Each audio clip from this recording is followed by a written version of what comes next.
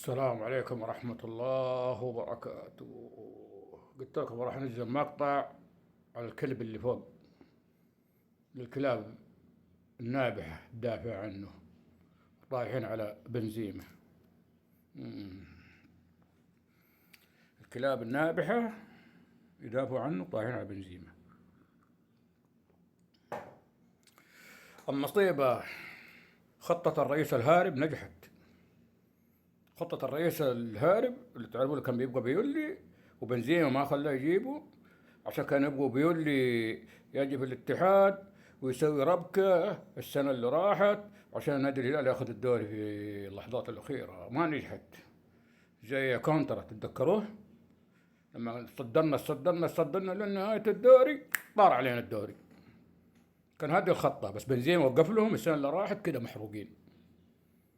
من السبب بنزيما. ليه جاب لون بلان؟ لازم نهاجم بنزيما ولون بلان.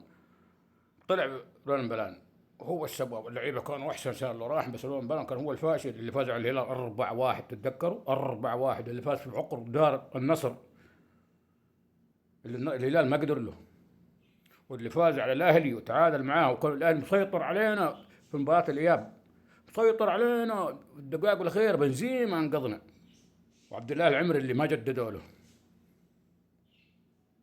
سبحان الله. بس كل ذول المؤثرين في نادي الاتحاد والقويين اللعيبه برا. بنزيما عوار، الشله الفرنسيه لازم ما تنفع العصابه. عشان مين؟ الرئيس الهارب قهران منهم، يبغوا يطردوا كل اللعيبه ويبقوا اللي فوق تبع الكلب اللي فوق. مخطط، هو مخطط معروف والله.